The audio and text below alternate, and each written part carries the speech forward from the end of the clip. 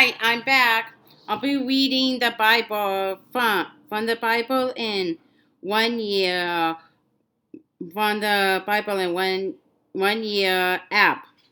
I'll be reading for January 13th, 2021. Divine Acceleration Psalm chapter 9 verses 1 to 6. Matthew chapter 10 verse 32 to Matthew chapter 11, verse 15, Genesis chapter 27, verse 1 to Genesis chapter 28, verse 22. Introduction. A few years ago, Pippa and I were asked to speak at a conference in Somerset, southwest England. The journey from London should have taken about 3 hours. However, it was a really hot day, and ahead of us, a hay wagon had caught fire and spilled its load across the motorway, which had melted as a result. We were stuck, almost stationary, for 5 hours. It was such a relief when finally it was time to accelerate. There were times in your own personal lives, church life, and ministry when it feels like we are stuck and unable to move at any pace.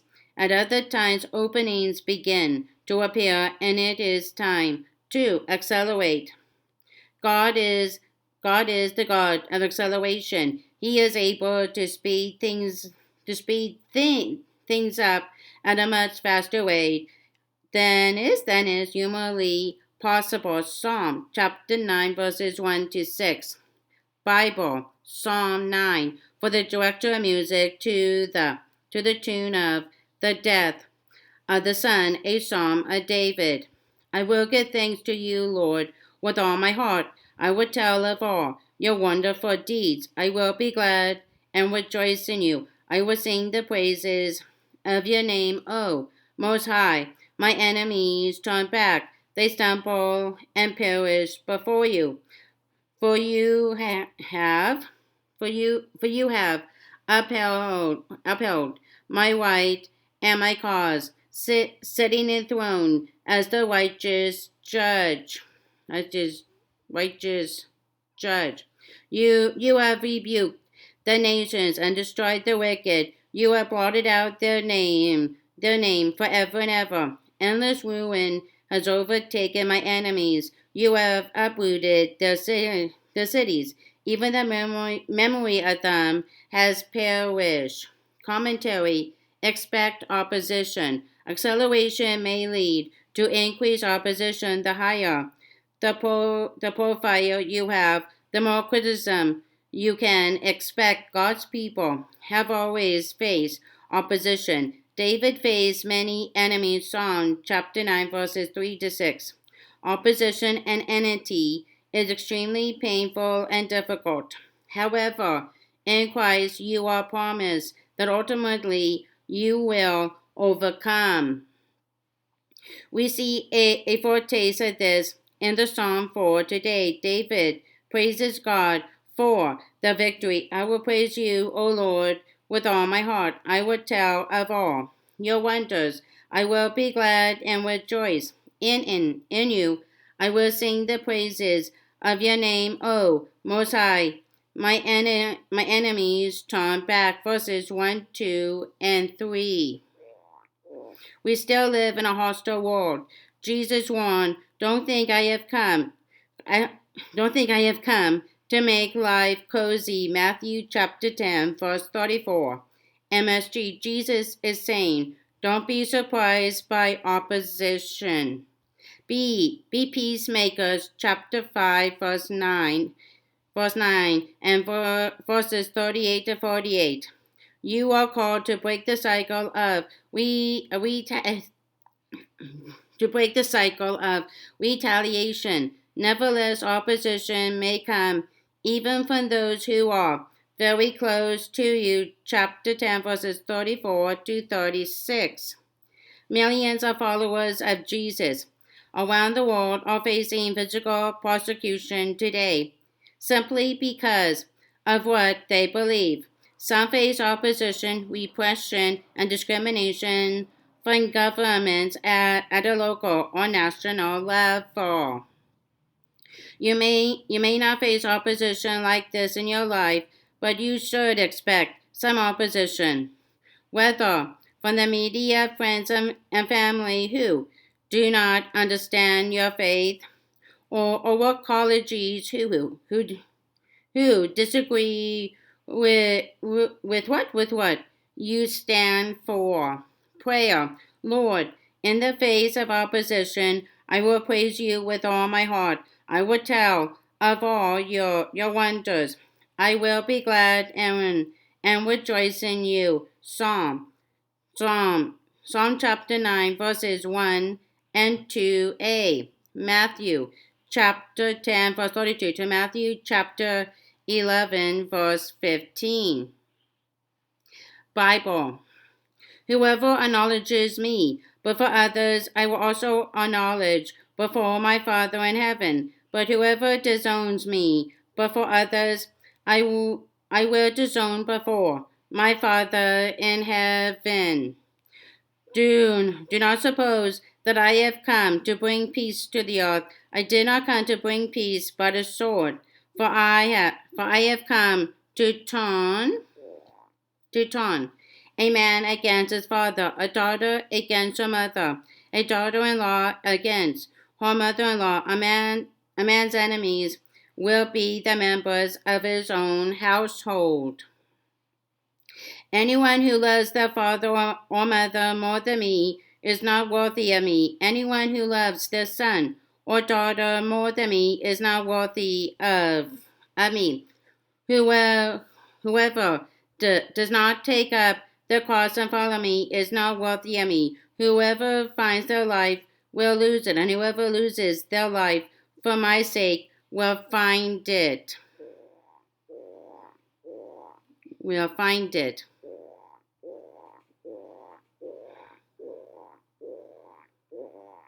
Will find it. Anyone who welcomes you welcomes me, and anyone who welcomes me welcomes the one who sent me. Whoever welcomes a prophet as a prophet will receive a prophet's reward, and whoever welcomes a righteous person as a righteous person will receive a righteous person's reward. And if anyone gives even a cup or cold water to one of these little ones who is my disciple, truly I tell you, that person will certainly not lose their reward. Jesus and John the Baptist. Matthew chapter 11. After Jesus had finished instructing his 12 disciples, he went on from there to teach and preach in the towns of Galilee. When John, who was in prison, heard about the deeds of the Messiah, he sent his disciples to ask him, "Are you the one who is to come, or should we expect someone else?" Jesus replied, "Go back and report to John what you hear and see. The blind receive sight, the lame walk, those who have leprosy are cleansed, and the deaf hear, the dead are raised, and the good news is proclaimed to the poor. Blesses anyone who does not stumble on account of me." As John's disciples were leaving, Jesus began to speak to the crowd about John. What did you go out into the world? What did you go out into the wilderness to see? A reed swayed by the wind?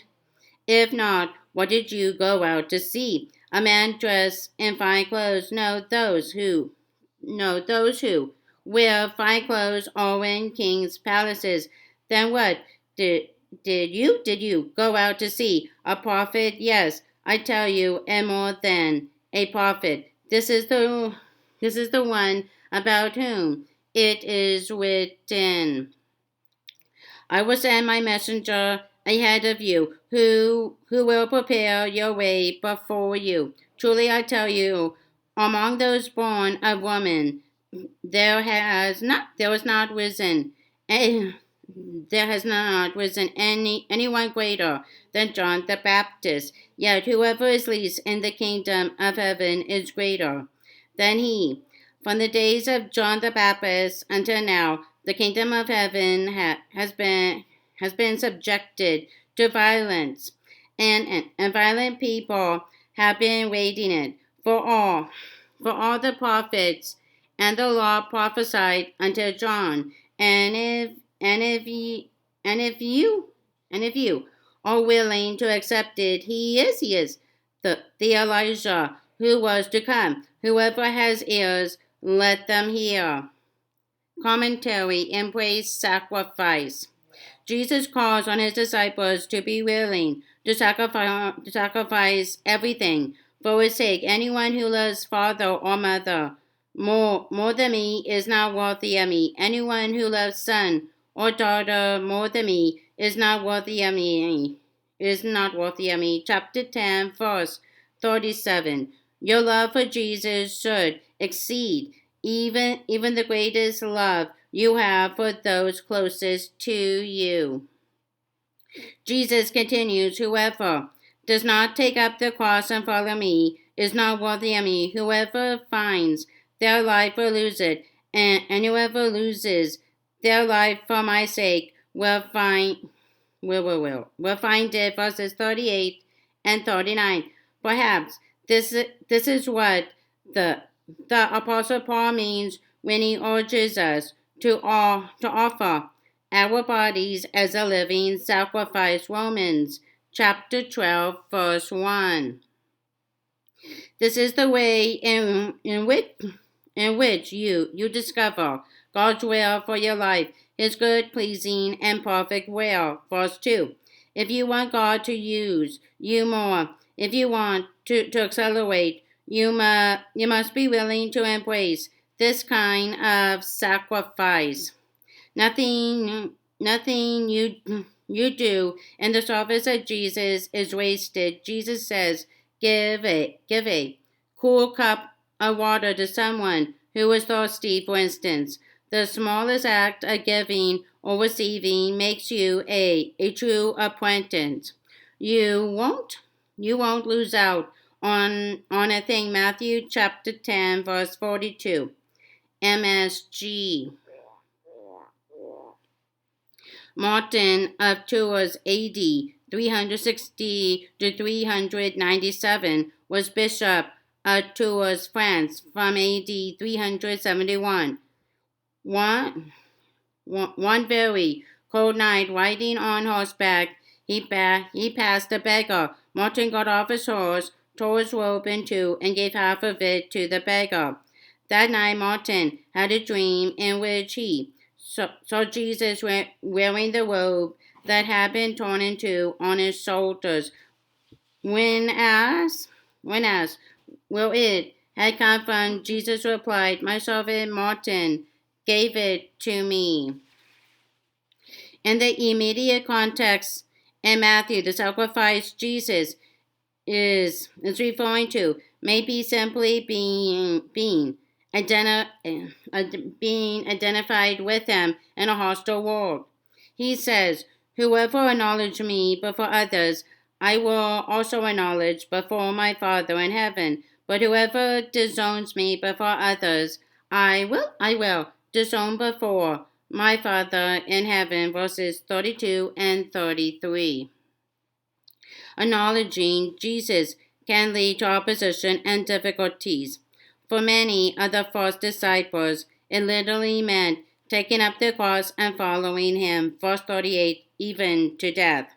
For us, the cross may be difficult, but we are called to the same radical commitment to Jesus. Pray, Lord, help me to be willing to take up my cross and follow you today. I offer you my body as a living sacrifice. Genesis chapter 27, verse 1 to Genesis chapter 28, verse 22. Bible. When Isaac was old and his eyes were so weak that he could no longer see, he called for Esau, his oldest son, and said to him, "My son, here I am." He answered, Isaac said, "I am now an old man and don't know the day of my death. Now then, get your get your equipment, your quiver and bow, and go out to the open country to hunt some wild game for me. Prepare me the kind of tasty food I like, and bring it to me to eat, so that I may give you my blessing before I die."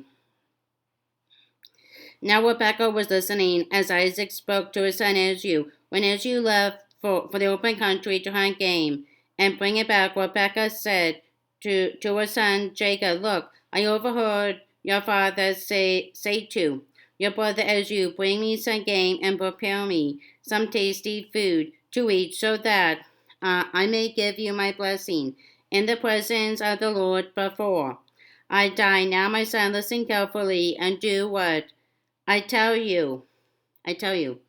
Go out to the flock and bring me 2 choice young goats, so I can prepare some tasty food for your father just the way he likes it. Then take it to your father to eat, so that he may give you his blessing before he dies."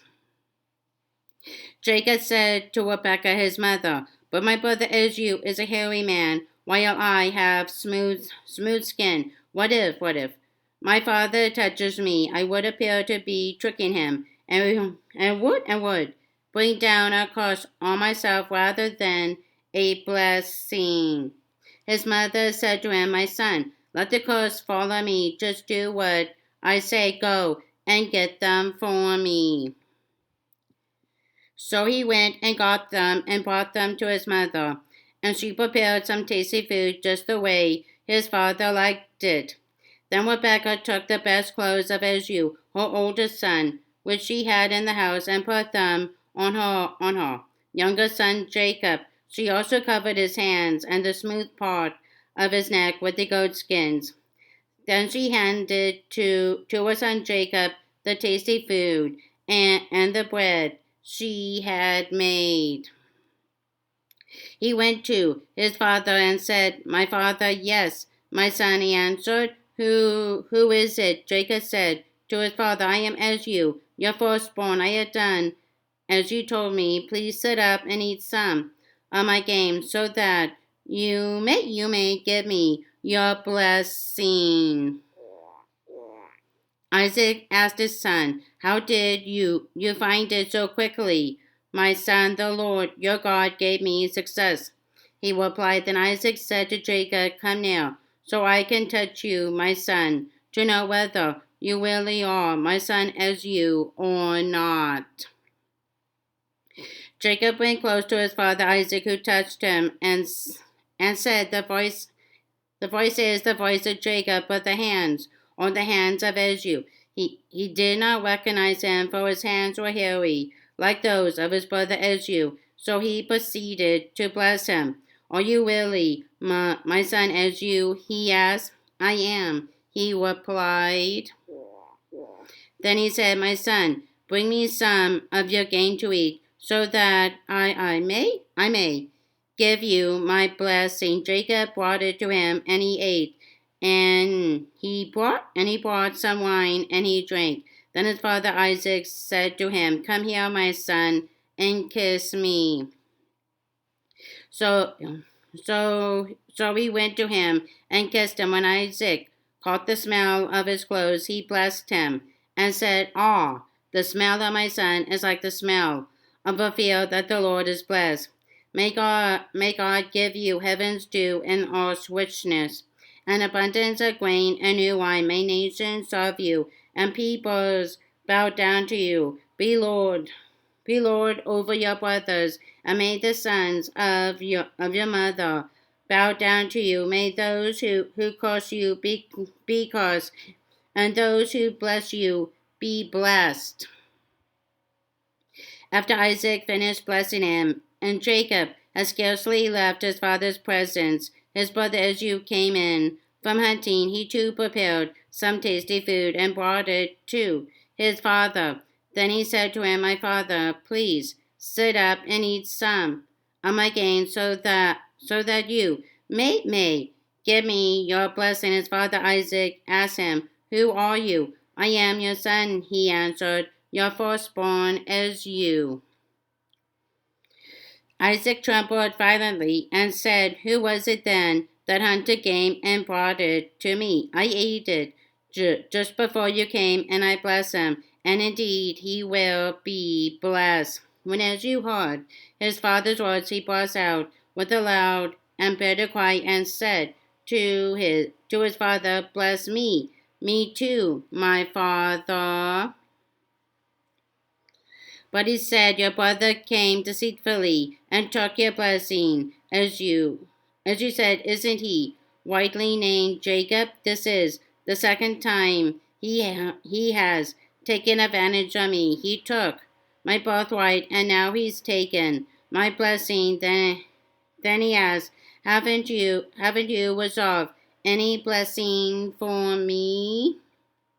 Isaac answered Esau, "I have made him lord over you, and have made all his relatives his servants, and I have sustained him with grain and new wine. So what can I possibly do for you, my son?" Esau said to his father, "Do you have only one blessing, my father?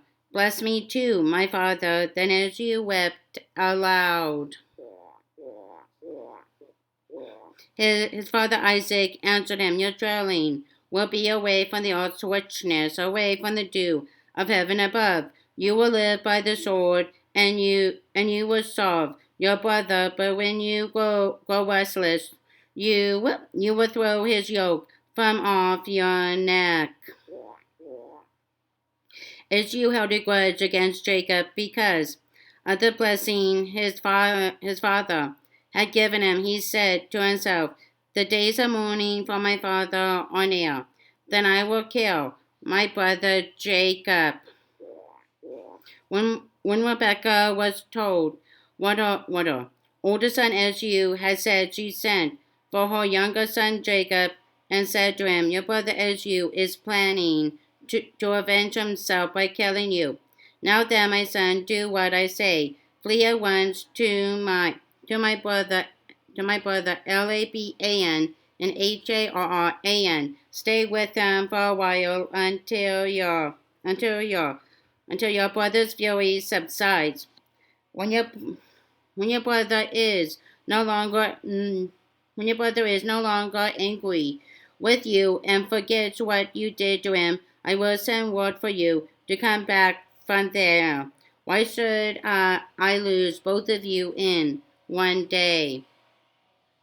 Then Rebekah said to Isaac, "I'm disgusted with living because of these Hittite women. If Jacob takes a wife from among the women of this land, from Hittite women like these, my life will not be worth living."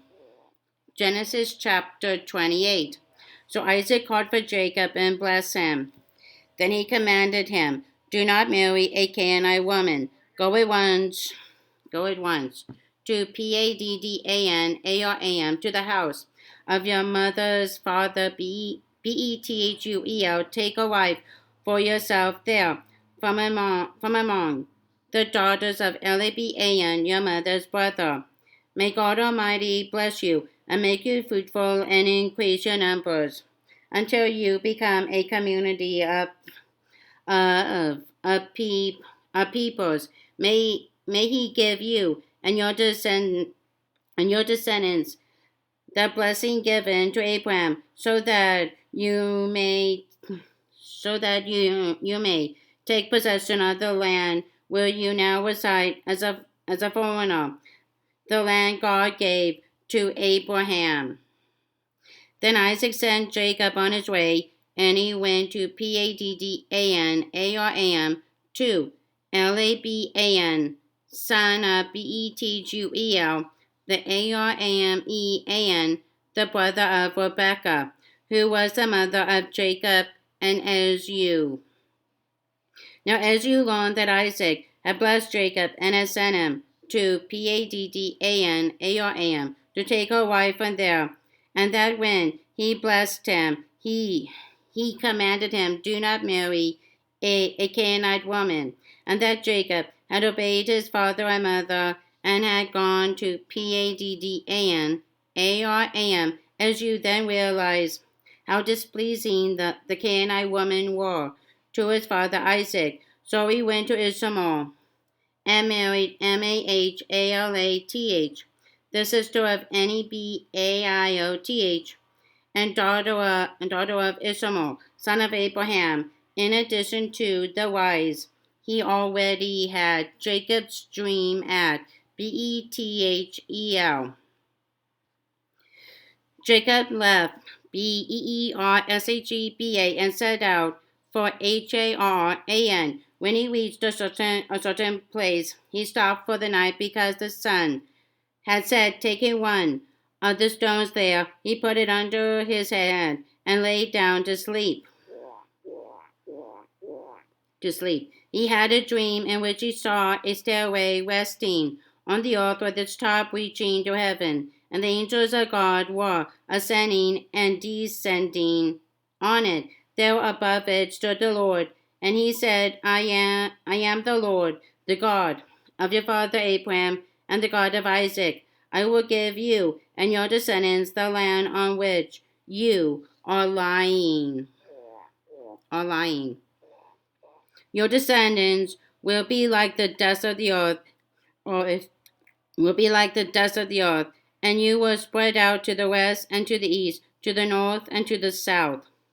All peoples on earth will be blessed through you and your offspring. I am with you, and will watch over you wherever you go, and I will bring you back to this land. I will not leave you until I have done what I have promised you. When Jacob awoke from his sleep, he thought, surely the Lord is in this place, and I was not aware of it. He was afraid and said, how awesome is this place! This is none other than the house of God. This is the gate of heaven.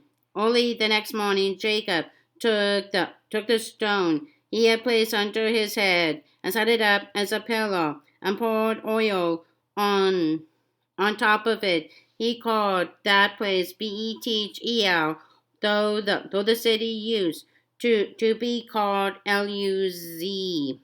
Then Jacob made a vow, saying, if God will be with me and will watch over me on this journey I am taking, and will give me food to eat and clothes to wear, so that I return safely to my father's household, then the Lord will be my God, and the stone that I have set up as a pillar will be God's house. And of all that you give me, I will give you a tenth. Commentary. Enjoy the challenge. Apparently, Formula One racing drivers have to be exceptionally fit and physically strong because of the forces exerted on their bodies during the race.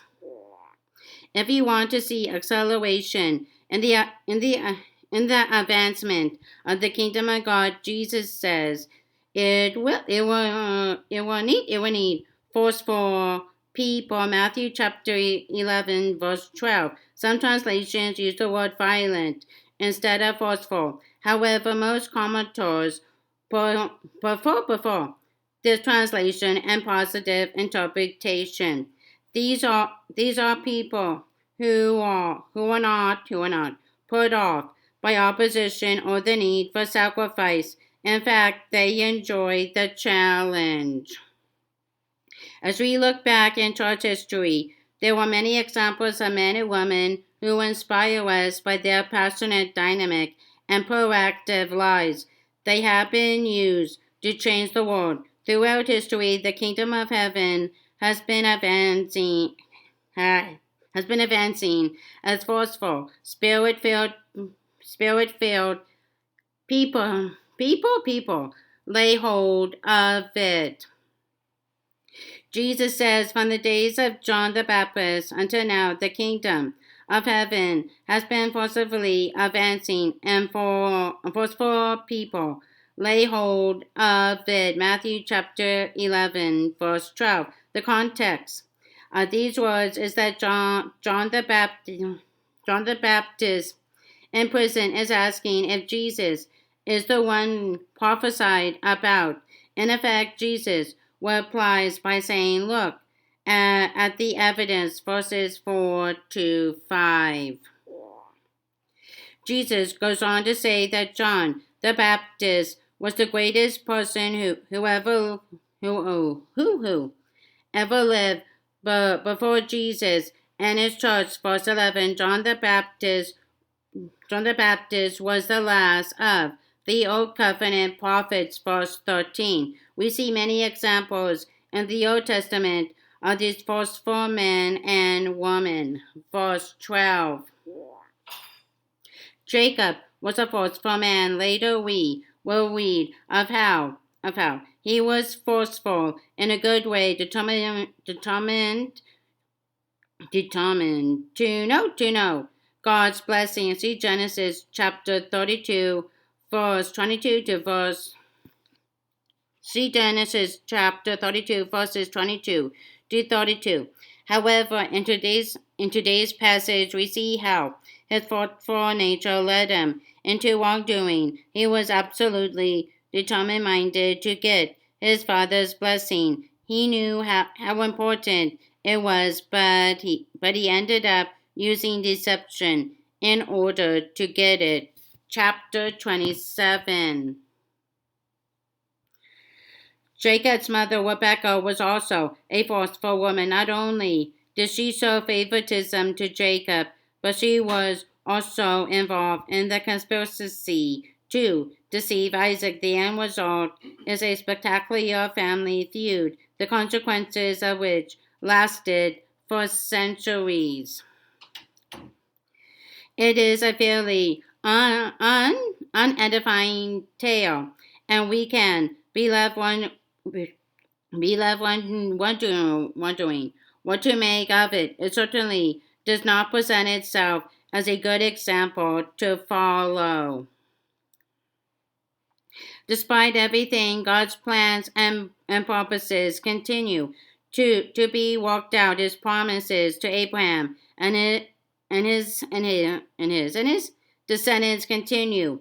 They are passed on to Jacob, chapter 28, verses 13 to 15. Exactly as God had promised before the brothers were born, chapter 25, verse 23. If everyone had acted openly and honorably, a lot of grief and heartache might have been avoided. Almost everything about these stories and these people is flawed, and yet God still manages to walk through them. I find it such a relief to know that a perfect God can use imperfect people. God blessed Jacob. His father Isaac gave him his blessing, chapter 28, verses 3 to 4. Later on, God spoke to Jacob in a dream. He sees a ladder that reaches from earth to heaven, with the angels of God ascending and descending it. Verse 12. There is an open way between heaven and earth for all of us. God tells him all people on earth will be blessed through you and your offspring. I am with you, and will watch over you wherever you go. Verses 14b to verse 15a. God used these forceful men and women, Abraham and Sarah, Isaac and Rebekah, Jacob and Rachel. But Jesus says none of them were as great as John the Baptist, and John the Baptist is not as great as the least of the followers of Jesus in the days of the kingdom of heaven, and that includes you.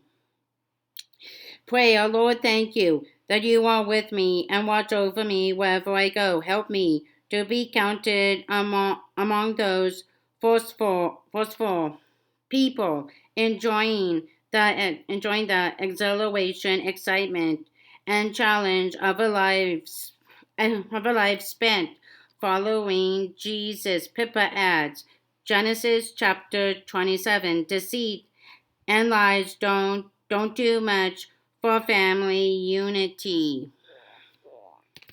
That's all. Bye for now.